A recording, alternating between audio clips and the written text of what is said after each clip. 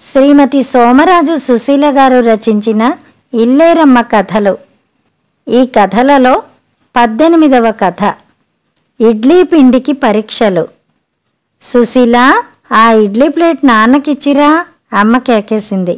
4 పెట్టావే, మళ్ళీ ఎలాగూ ఇంకో 2 తింటారుగా, ఇప్పుడే వేసియ్యి. నేనిన్నిసార్లు తిరగలేను. నాన్నకి నేనేం దిష్టి కొట్టంలే. వాగకుండా పని చెయ్యటం నేర్చుకో. 2వ చెయ్యి ఆడించుకుంటూ వెళ్ళక్కర్లేదు. ఓ గ్లాసు మంచినీళ్ళు పట్టుకెళ్ళు. 4 ఇడ్లీలు ఒక్కోటి వెనక్కి తిరిగి నడుస్తున్న వెంకాయమ్మగారంతున్నాయి. పక్కనే కారప్పొడి పర్వతం. నే కాస్త వేరే ఆలోచనలో పడిపోయి అటూ ఇటుగా ప్లేటు పట్టుకునేటప్పటికీ పర్వతం పగిలిపోయి లావా ప్రవహించడం మొదలెట్టింది. అమ్మోయ్ అమ్మోయ్, అమ్మమ్మగారికింతకి లావా వచ్చేస్తోంది. ఇంకో 2 ఇసుక బస్తాలేసేయి అని అరుచుకుంటూ వెనక్కెళ్ళాను. ఛ, పని చేస్తే 25 వట్టం అని నన్ను తిట్టుతూ ఇంకో 2 చెంచాల కారప్పొడితో ఆ ఉపద్రవాన్ని అప్పటికాపింది. ప్లేట్ ఇచ్చి పరిగెత్తుకుంటూ లోపలికొచ్చి మళ్ళీ ఇంకో 2 వేసొచ్చా. పాపం నాన్న ఇలా ఇంకా తింటూనే ఉన్నారు. అలా బోయమంటూ జీపొచ్చేసింది. పొట్ట పగిలేలా జనాలనెక్కించుకుని అమ్మ పరుగు పరుగున వచ్చి కాఫీ పెద్ద గిన్నెలో చంటి పిల్లలకి పాలారబోసినట్లు చేసి ఇస్తే గుటుక్కుమని మింగేసి టోపీ తగిలించుకుని జీపెక్కేశారు. చూస్తూనే ఉన్నాంగా, ఎంతైనా నాన్ని మధ్య ఏలూరు నాన్నలా ఉండట్లేదు. ఇది వరకులా మెలకు వచ్చేసిన మంచం మీద దొర్లుతూ అమ్మ చేత తిట్టించుకోవడం, గంటల తరబడి కాపీ కబుర్లు చెప్పడం, తింటూ తింటూ ఇడ్లీ ముక్క ఎవరెదురుగ్గా ఉంటే వాళ్ళ నోట్లో పెట్టడం లాంటివేమీ లేవు. బెత్తం ఉచ్చుకుని ఏ మాస్టరన్నా వెంటపడ్డారేమోనన్నట్టుగా ఒకటే పరుగు అస్తమానం. ఇంట్లో పనికి కూడా చందర్రావులు అప్పలసాములు కనబడ్రు. ఇక్కడ మా నాన్న శతకోటి లింగాల్లో ఓ బోడిలింగంట. మొన్న వాళ్ళిద్దరూ దేనికోసమో పోట్లాడుకుంటుంటే అమ్మ అంత మాట అనేసింది. పాపం నాన్నన్నే వినటం లేదనుకుని. అసలు నాన్న ఆఫీస్కెళ్ళడం చూస్తాం గాని రాత్రికి ఇంటికి రావడం చూడలేం. అంతసేపు ఎవరు మెలకువతో ఉండగలరు బాబు? ఒక్కోసారి రాత్రిళ్ళు కాంక్రీట్ ఉంటే మర్నాడే ఇంటికి రావడం. కృష్ణమ్మ తల్లికి వరదొచ్చే వరకు అలా రాత్రి పగలు ఇసుకలో చెడుగుడాడాల్సిందేట అందరింజనీర్లు. శనివారం ఆదివారం అని లెక్క పెట్టుకుంటే కుదరదు. మరి ప్రాజెక్ట్ ఎలవెన్స్ ఊరికే ఇస్తారేమిటి? ఇప్పుడు ఆ జీపు అందర్నీ కృష్ణ మధ్యలో వదిలేసి మళ్ళీ క్యారియర్ల కోసం 12 కల్లా వచ్చేస్తుంది కదా. అమ్మ సర్దిన క్యారియర్ చూస్తే ఎవరికైనా నోరు ఊరిపోవాల్సిందే తెలుసా. మనకైతే మామూలు డబ్బాలో నెయ్యి, మరి నాన్నకి మటుక్కు ఏ రోజు వెన్నపూస ఆ రోజే కరిగిస్తుంది. వంట అయిపోయాక పెద్ద గరిటెలో కాచిన ఆ నెయ్యి గిన్నె వేడి వేడి అన్నం గిన్నెలో గుచ్చుతుంది. క్యారియర్ పై గిన్నెలో రాత్రే పాలు తోడు పెడుతుంది.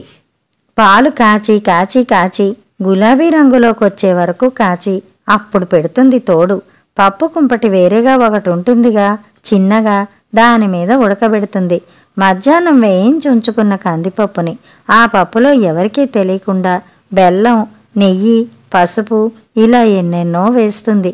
అది ఎవరికీ తెలియకూడదట. తన సీక్రెట్ అన్నమాట. ఇంకో కుంపటి మీద చిప్పడు ముక్కల పులుసు. నాన్నకి 2 ఉంటే ఇంకేం అక్కర్లేదు. పప్పు దప్పలం ఉంటే కూరెందుకు కుమ్ములోకి అంటారట. అయినా చేస్తుందనుకో, మేమంతా లేమో మింగడానికి. ఈ క్యారియర్ కాకుండా వేరే వెండి డబ్బాలో బోల్డ్ వక్కపొడి అమ్మమ్మ ఇచ్చిందట వాళ్ళ పెళ్లిలో. 15 చిలకలు తడి రుమాల్లో చుట్టించి పెట్టిస్తుంది. జీపు డ్రైవర్కి 10 సార్లు చెప్తుంది, జాగ్రత్త జాగ్రత్త అని. అందరికీ అన్నాలు తీసుకెడతాడు కదా, మనొక్కళ్ళది ఎందుకు పారేస్తాడు? అసలు నాకేమనిపిస్తుందంటే కృష్ణన్ మామ మా నాన్న క్యారియర్లో వాటాకొస్తారని అమ్మకు అనుమానమేమోనని. అక్కడికి వంకాయ కూర, పనసకాయ కూర లాంటివి చేసినప్పుడు అన్నం పట్టినంత పెడుతుందనుకో, ఆయన మాత్రం ఏం చేస్తారు పాపం వాటాకి రాక. మామి రోజు గిన్నెలో సాంబారన్నం, ఇంకో గిన్నెలో పెరుగన్నం చిన్నపిల్లలకి పెట్టినట్టు కలిపి మరీ పెడుతుంది. ఆ మాత్రం ఆయనకి కలుపుకోవడం రాదేమిటి? ఎప్పుడో వేయించి పెట్టిన ఓ 2 అప్పడాలు పెడుతుంది. నాన్నకన్నా ఎంత పెద్ద ఇంజనీర్ అయితే మాత్రం ఏం సుఖం. రాత్రిళ్ళైతే నీళ్లల్లోంచి అన్నం తీసి తింటారట. అదే మరి మనమ్మో నాన్న నీళ్లు పోసుకోవడానికి వెళ్ళాక అప్పుడు వేయిస్తుంది బంగాళదుంపలు. ఆహా, ఆ రుచి మాటల్లో చెప్పలేం. ఇంకా చెన్నించి నీరుగా మిగిలిపోయానని ఏం బెంగెట్టుకోక్కర్లా. ఆ వేళ దెబ్బలు తింటే తిన్నా గాని నీళ్లు తోడ్డం మాత్రం మంచి టైంపాస్గా అయిపోయింది. బకెట్ ఎక్కక్కర్లేకుండా నీళ్లు తోడే ఉపాయం అమ్మే కనిపెట్టి పెట్టిందిగా. ఓ వంకీకరని తీసుకుని నీళ్ల చేదని పైదాకా తోడాక దానికి వంకీ తగిలించి నెమ్మదిగా వెనక్కి నడుస్తుంటే చేద చేతికి అందిపోతుందన్నమాట. చిన్నారి వెనకాల తాడు పట్టుకుంటే చాలు. కానీ రోజు నీళ్లు తోడి పెట్టడానికి మేమేమన్నా అందుకే పుట్టామేమిటి? ఏదో పనులన్నీ చేయడం వచ్చుంటే రేపత్తారింటికెళ్ళాక ఏ తల్లి పెంచింది మిమ్మల్ని అని అడగకుండా ఉంటారని చెప్పిగాని రోజు తోడితే చేతులు బొబ్బలెక్కిపోవు. అన్నీ మేమే చేసుకుంటే ఆ దుర్గకి 10 రూపాయల జీతం ఎందుకు ఒప్పుకున్నట్టు? ఏ పని చేస్తే చేతులు బొబ్బలెక్కకుండా ఘనంగా కనిపిస్తుందా అని అందరం ఆలోచించగా పప్పు రుబ్బితే బావుంటుందని తెలిసిపోయింది. ఎవరితోనైనా అమ్మ గొప్పగా కూడా చెప్పుకోవచ్చు, మా పిల్లలు పప్పు కూడా రుబ్బి పెడతారని. అమ్మ అన్నం తింటుంటే పేటేసుకుని పక్కనే కూర్చుని మొదలెట్టాం. అమ్మా, కృష్ణమ్మకి వరదలొచ్చే వరకు రోజూ నువ్వు ఇడ్లీలు చెయ్యక తప్పదు. ఒక్కదానివి ఇంటిడి చాకిరీ చేసుకుంటున్నావు. ఆ దుర్గి ఉత్త కబుర్ల పోగు, దేనికి కలిసి రాదు. మేంగాని పప్పు రుబ్బి పెడితే ఈ సెలవుల్లో ముఖ్యంగా 3 పనులు నేర్చుకున్నట్టు అవుతుంది. ఆనక నీకు కూడా మా అత్తారి దగ్గర మాట రాదు అని నేను చిన్నారి వచ్చి చెప్పాం. ఏ కళనుందో మమ్మల్ని చూసినవి మీ ముఖాలకి అత్తారోటి తక్కువయ్యారు ఇప్పటినుంచి. సర్లే, రోలు దగ్గర నేడొచ్చాక చూపిస్తాలే అంది. ఇంక ఈ లోపల పప్పు పొట్టు తీసుకుంచుకోవాలి కదా. అమ్మ అన్నం తింటుండగానే 2 పెద్ద గిన్నెలు బోల్డు నీళ్లు పట్టుకెళ్ళి కూర్చున్నాం. అన్నీ తనే చెప్పింది. పెద్ద గిన్నెలో పప్పు నీళ్లు పోసి బాగా పిసికేసి గిరగిరా గిరగిరా తిప్పేసి స్పీడుగా పక్కనున్న పెద్ద గిన్నెలో కొంచెయ్యాలి. అలా చేస్తే ఆ స్పీడు నీళ్లతో పాటు పొట్టు వెళ్ళిపోతుంది. పప్పుని కింద కొదిలేసి అలా ఓ 1000 సార్లు చెయ్యాలంది గాని 150 సార్లకే పప్పు తెల్లగా వచ్చేసింది. కాపోతే పక్క గిన్నెలోకి పొట్టుతో పాటు కాసిని పప్పు బద్దలు వెళ్ళిపోయాయి. ముత్యాలల్లే కనిపిస్తున్నాయిగా. అన్నీ ఏరేసి పప్పు గిన్నెలో వేసేటప్పటికి బోల్డు సేపు పట్టింది. ఈ లోపల కాపలాకి పెట్టిన బుజ్జి అరిచింది, నీడొచ్చింది నీడొచ్చింది, రోలు నల్లగా అయిందని చెప్పి. అప్పుడు అమ్మ వచ్చి ముందు రోలు శుభ్రంగా కడగండని చెప్పి పోత్రం తీసి పక్కన పెట్టి వెళ్ళిపోయింది.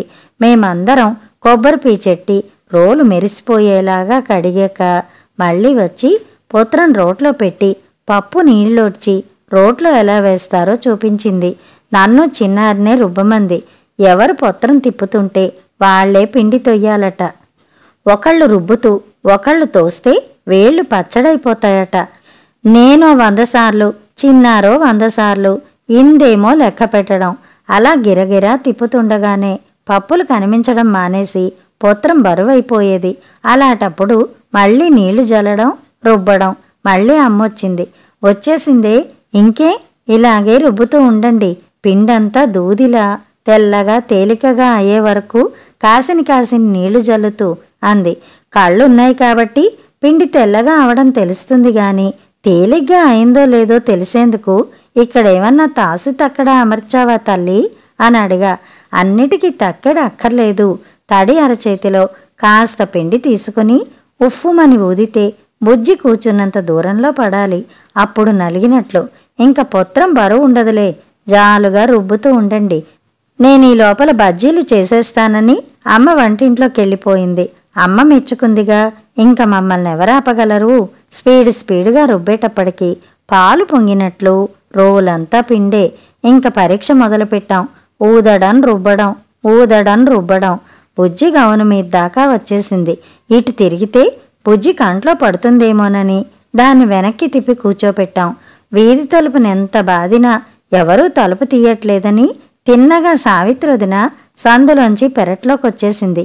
అదేమిటే, బుజ్జిని పాపం గోడకేసి తిప్పి కూర్చోపెట్టారు, దాని గౌనిండా పిండేమిటే అనుకుంటూ పిండి రుబ్బడం నేర్చుకుంటున్నాం వదినా, దాని కంట్లో పడుతుందేమోనని వెనక్కి తిప్పి కూర్చోపెట్టాం. చూడు నలిగినట్లేనా? చాలు చాలు, మన ఇడ్లీలు తింటే హోటల్ వాడు మూసుకుపోవాల్సిందే. కాపోతే సగం పిండి బుజ్జిగావుని తినేసింది. సరోజమ్మ చూడు, నీ పిల్లలెంత పనిమంతులయ్యారో, కానీ కాస్త రవ్వ తగ్గించుకో అంటూ వంటింట్లోకెళ్ళింది అమ్మ చేస్తున్న బజ్జీల రుచి చూడ్డానికి. కథ సమాప్తం.